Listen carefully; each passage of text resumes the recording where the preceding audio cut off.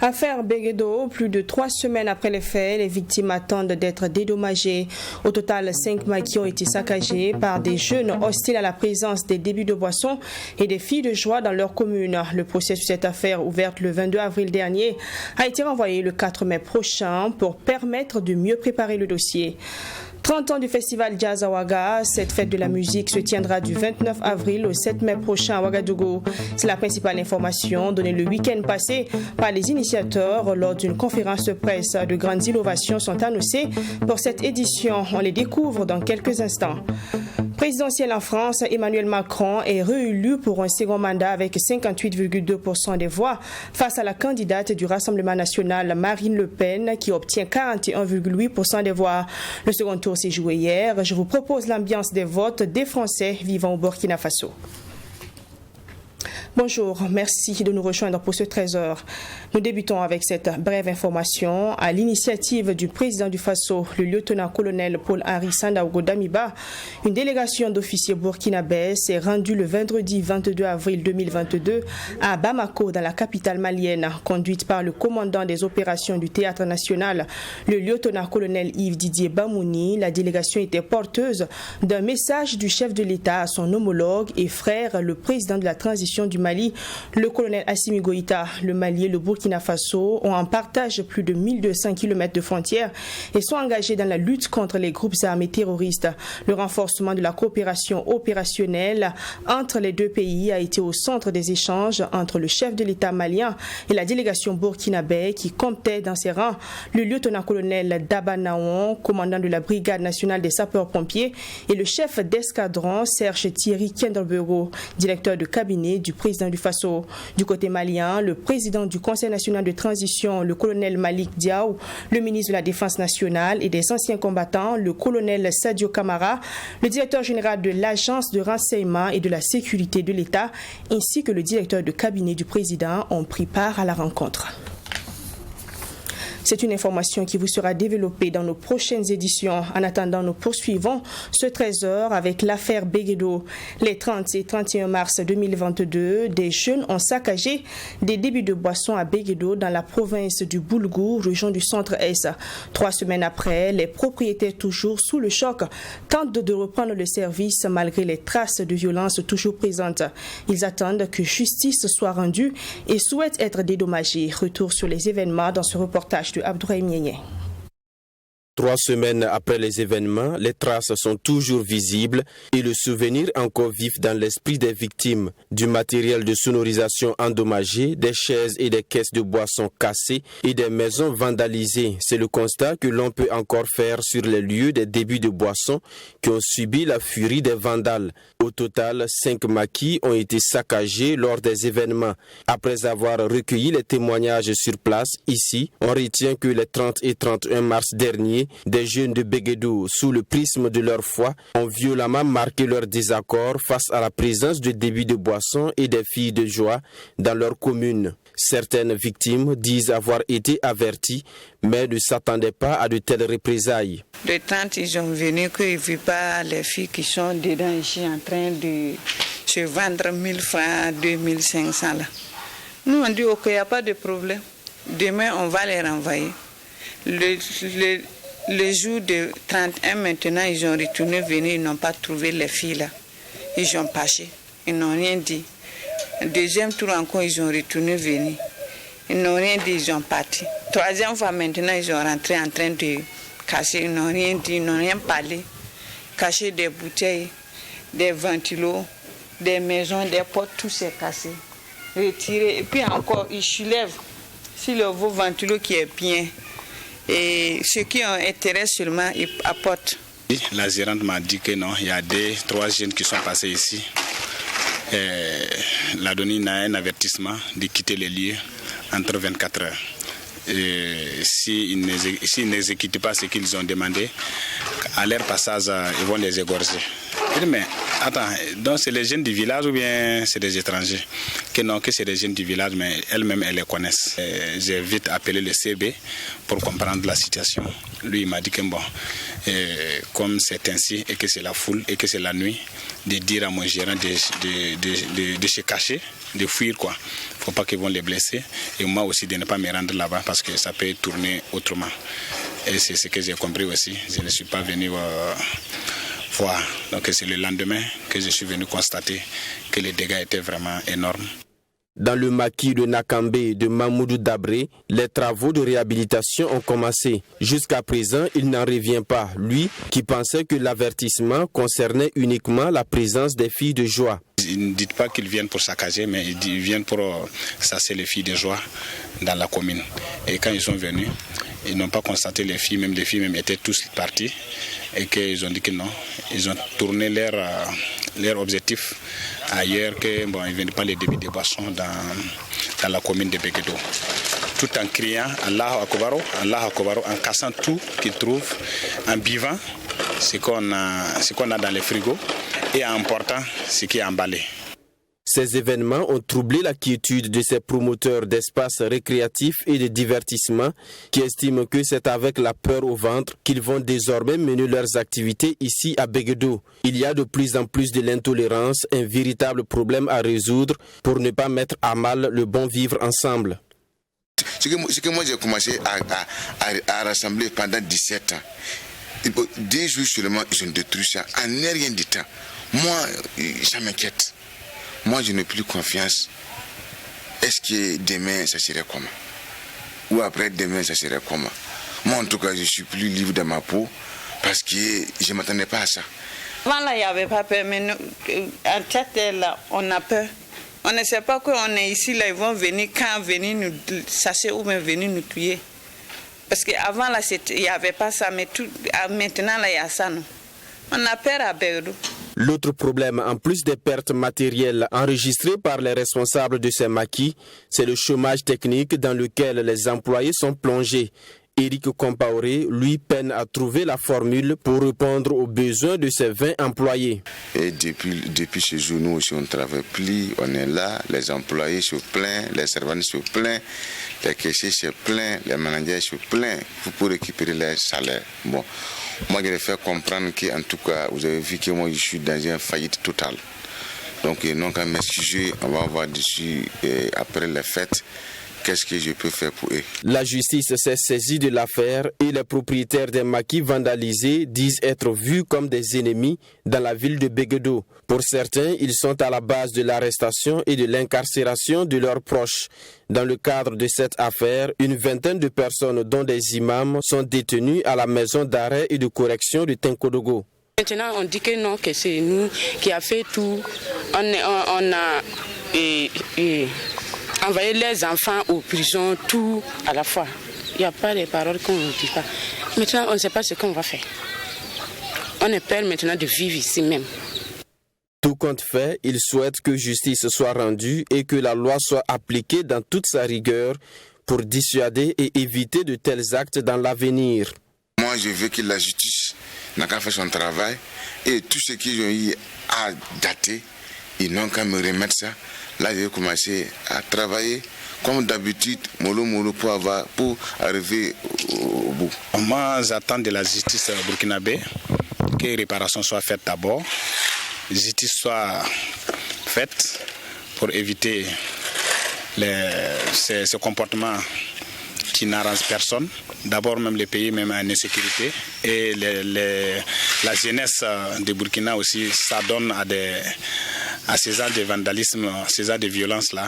Vraiment, je demande à la justice d'appliquer avec sa rigueur la loi. Il demande également que des actions de sensibilisation soient menées afin de cultiver la tolérance à Beguedo. Prévu pour le 22 avril dernier, le procès a été renvoyé au 4 mai prochain. 23 personnes comparaissent pour destruction de biens et d'autres suspects sont toujours recherchés. Retour à Ouagadougou, la 22e édition du concours promotion de la langue française ProLAF s'est déroulée le 23 avril au lycée mixte de Gouin. Pour cette première phase, plus de 600 candidats de différents établissements sont en compétition dans l'espoir d'être qualifiés pour la phase nationale. Une approche prônée par l'Organisation internationale de la francophonie qui promeut la langue française. Les détails de Mamidri Anakamabo. C'est au lycée mixte de Gouin que ces élèves de différents établissements ont passé la première phase, celle régionale du concours international intitulé ProLAF, promotion de la langue française, édition 2022. Un concours auquel a pris part les meilleurs élèves du secondaire du Burkina Faso. 1 heure, c'est le temps imparti aux candidats pour déposer leur copie. L'épreuve du jour, qui a débuté à 7h15, a porté sur les règles d'orthographe. Ces élèves disent être confiants et pensent pouvoir être retenus pour la deuxième étape. On a composé ce matin l'épreuve de dictée. Et puis j'ai trouvé ça abordable. C'était un texte erroné, il fallait recopier la dictée en corrigeant les fautes. Je pense que j'ai des chances de pouvoir être parmi ceux qui seront sélectionnés. C'est un texte quand même abordable. C'était à notre portée, en tout cas. Je pense bien avoir une bonne moyenne. L'objectif de ce concours, selon les organisateurs, est de rehausser le niveau en français des collégiens et lycéens à travers des dictées et jeux des lettres. Il vise aussi à valoriser la langue française. C'est un exercice pédagogique, c'est un exercice qui consiste à corriger des fautes que l'on intègre volontairement, bien sûr, dans un texte. On l'appelle texte erroné. Donc on donne des textes avec des fautes aux candidats et c'est aux candidats de corriger les fautes. Et avec des professeurs de français qui sont des correcteurs. Mais aussi, je crois que c'est à travers le ProLAF, ça permet à l'enfant aussi de faire un autre type d'exercice qu'il ne voit pas régulièrement en classe et d'apprécier aussi son niveau en français. Ce sont environ 600 candidats qui prennent part à cette première phase de la compétition dans 4 villes du Burkina Faso. À l'issue du délibéré, les admis continueront l'aventure pour la phase nationale qui débute dès ce jeudi 28 avril 2022. Suite de l'affaire contrebande de carburant, 14 personnes seraient impliquées dans le dossier, dont la plupart seraient des douaniers, des gendarmes et des policiers.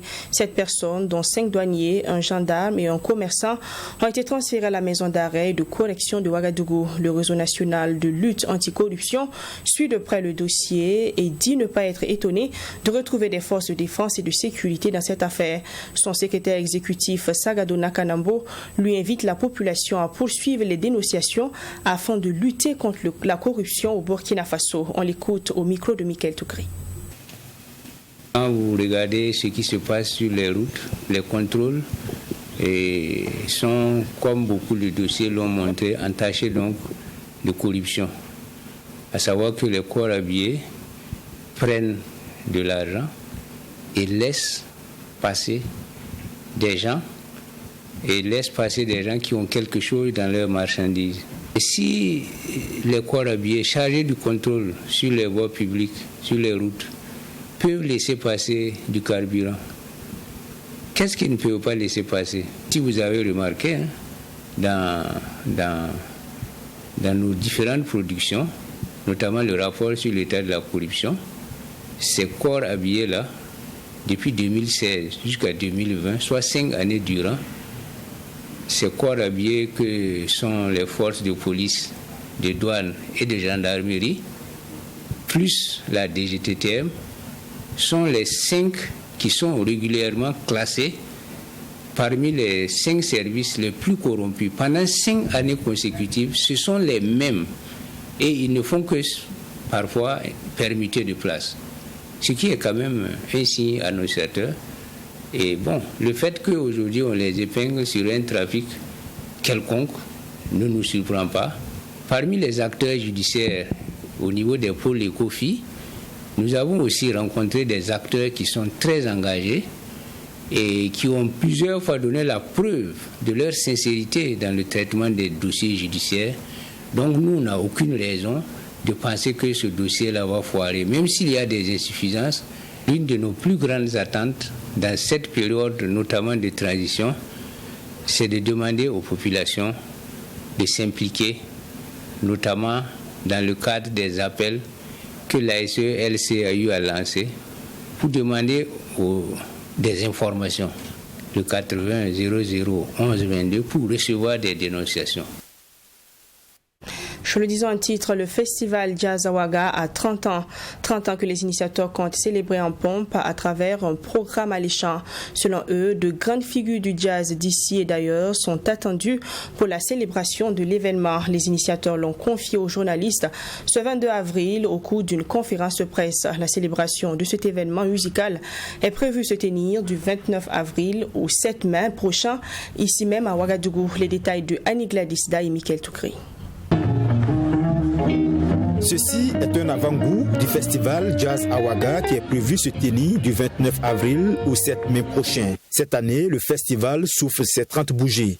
Une prouesse que les initiateurs entendent célébrer à travers un programme au contenu innovateur. Ainsi, à l'Institut français et à la Place des Nations, des prestations d'artistes avec de grandes figures du jazz vont constituer les moments forts du festival. En termes d'innovation, je pense que d'abord le village qu'on a réduit à 4 jours, même si on peut dire que ce n'est pas une innovation, mais c'est une nouvelle manière de faire.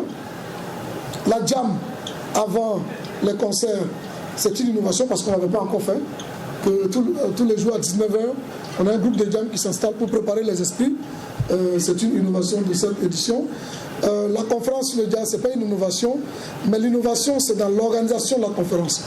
Selon Abdoulaye Diallo et ses camarades, de nouveaux talents ont été détectés durant ces 30 ans de vie du festival Jazz Awaga. Dans le même temps, il affirme que plus de 1000 concerts ont été organisés à Ouagadougou et dans plusieurs villes du Burkina Faso. En termes de résultats, il y a beaucoup d'artistes burkinabés qui ont vu leur carrière décoller grâce à Jazz Awaga. On a formé beaucoup d'artistes, on a permis à beaucoup d'artistes de pouvoir mener une carrière personnelle. Donc en termes de résultats, on a fait beaucoup pour le milieu artistique. On a aussi investi l'intérieur du Burkina Faso pour apporter de l'espoir, de la musique live de qualité dans les régions les plus reculées du Burkina Faso. On a été aussi dans les écoles pour faire le jazz school. On a lancé des concours qui ont permis à des artistes de se révéler et de prendre conscience qu'ils peuvent faire une carrière internationale. Des satisfactions certes, mais beaucoup de défis restent à relever selon le président du festival. Mais en attendant, le budget alloué à l'organisation est de plus de 90 millions de francs CFA, confient les organisateurs. Cependant, disent-ils, le budget total n'est pas encore bouclé. Les frasques d'Ebinto, un roman de l'ivoirien Amadou Koné, est adapté en pièce théâtrale aussitôt. Élève brillant dans ses études, Ebinto va voir sa vie basculer. Il sera contraint d'abandonner ses études pour faire face à ses responsabilités parentales, puisque Monique, une fille avec laquelle il a eu des rapports sexuels, attend un enfant de lui. Un véritable tourment dans la vie d'Ebinto. La pièce du roman Les frasques d'Ebinto a été présentée ce 22 avril aussitôt. Les images de Michael Toukri. Les frasques d'Ebinto, repris sur les planches par le metteur en scène burkinabé Noël Minougou. Récit d'un jeune élève très brillant à l'école. Ebinto va tomber amoureux de Mireille et aimé par Monique. Admis à son brevet, celui qui rêvait d'un avenir meilleur va voir son rêve brisé. Une histoire d'amour entre Ebinto et Monique qui finit par un cauchemar. Et pour le metteur en scène de cette pièce de théâtre, son objectif est d'interpeller les parents puisque l'histoire, les frasques d'Ebinto, est de plus en plus d'actualité. Il ne se serait pas marié, mais moi, je n'ai même pas eu le choix. Je vous amène dans le monde des ados. Alors, il faut d'abord avoir un enfant. Il faut l'éduquer à certaines choses rudimentaires. À un moment, l'enfant commence à grandir. L'avenir se prépare dans l'adolescence. Donc c'était peut-être pour moi, ou c'était pour moi une manière d'interpeller les parents que nous sommes à mieux nous impliquer à ce qui concerne l'éducation de nos enfants. À chaque fois, à la fin, des gens m'approchent et lèvent des questions en tant que père, en tant qu'ado, en tant que grand frère, en tant que grande sœur, en tant que mère, et puis bon voilà. Je suis satisfait dans ce sens. Ebinto doit abandonner ses études pour s'occuper désormais de sa famille. Employé comme contremaître dans une société de bananeraie, Ebinto doit travailler pour assurer la paternité de la grossesse de Monique. L'adaptation de ce roman en pièce théâtrale a pris 45 jours et mobilisé une dizaine d'acteurs. Quand on est des humains, on est appelé à aimer quelqu'un un jour.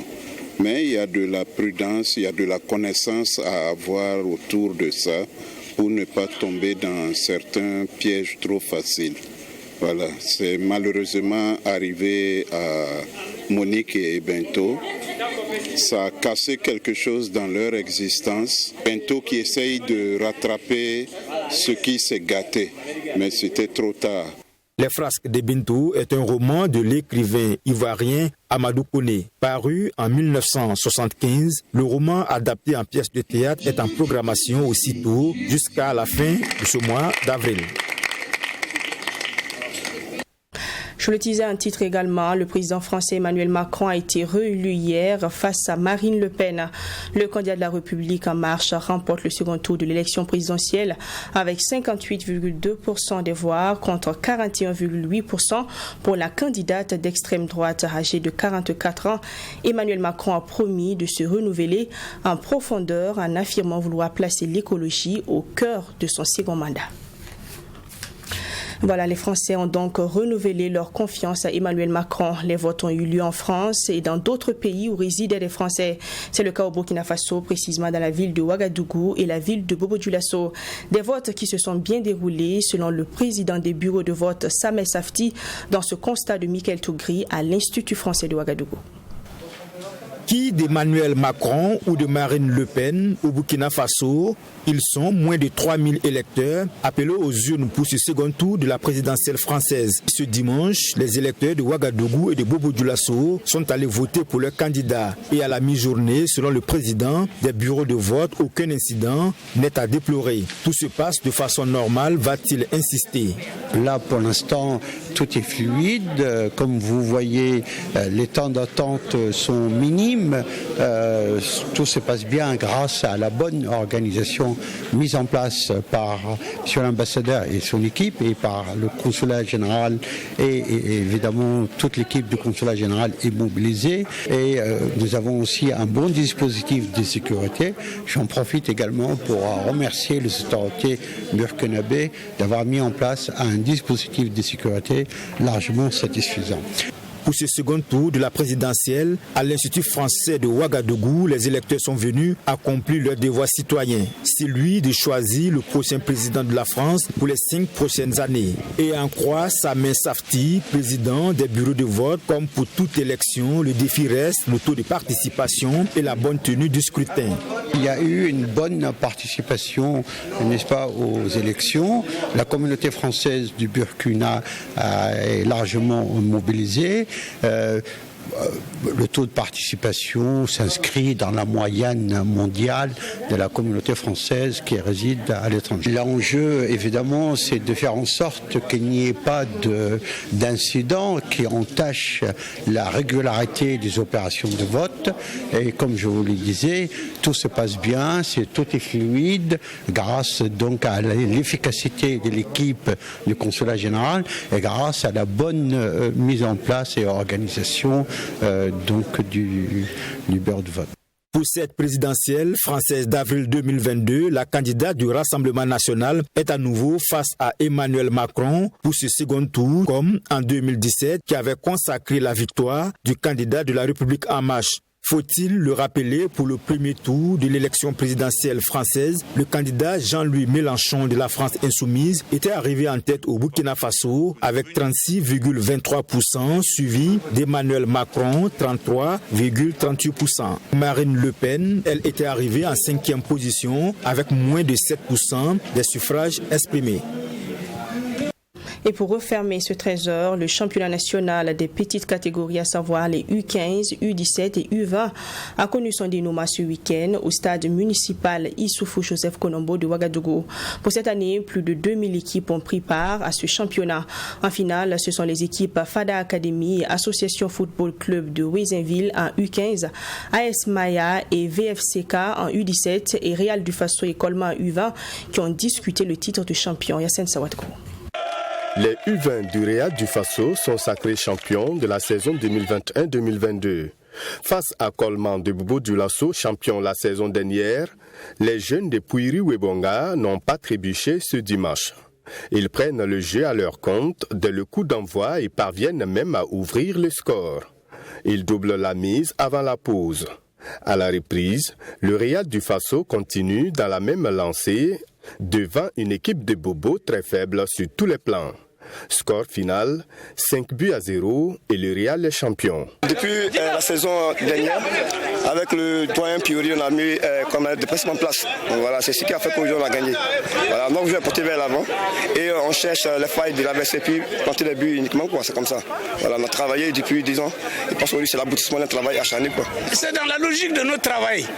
On ne fait pas, on n'est pas trop fiers pour ça, on n'est pas mécontent aussi. Nous sommes en train de faire un travail. Si le travail, la mayonnaise prend là, vous allez savoir qu'effectivement, nous allons jouer un football autre que les autres. Avant cette finale, soit la veille, les finales U15 et U17 ont été aussi jouées. À U15, c'est l'association Football Club Ouizinville du Bobo qui est championne après avoir battu Fada Academy par le score de 2-0. À U17, Vision Football Club du Kadiogo VFCK vient à bout de l'AS Maya sur le score de 3-1. Ce n'était pas facile, vraiment, c'était des parcours. Voilà. Et bon, ce que j'ai à dire, c'est féliciter d'abord mes joueurs. Voilà, que vraiment, le chemin était long. Mais ils ont fait vraiment beaucoup de courage et puis tant d'efforts, donc vraiment c'est à les saluer. Un championnat qui, malgré les différentes difficultés telles sécuritaires et financières, s'est très bien déroulé dans son ensemble, selon les premiers responsables du football burkinabé. La Fédération burkinabé de football a toujours travaillé dans le sens de la préparation de la relève et pour nous cette compétition vient tout dire. Pour dire que, en tout cas, nous allons continuer à œuvrer dans ce sens-là pour que nos équipes puissent avoir une bonne relève. Chaque année, nous recevons des formulations d'ajout dans le sens de l'amélioration de ces compétitions-là. Et comme je viens de le dire, on ne ménagera aucun effort pour continuer à investir au niveau des jeunes pour que nous puissions avoir une relève sûre.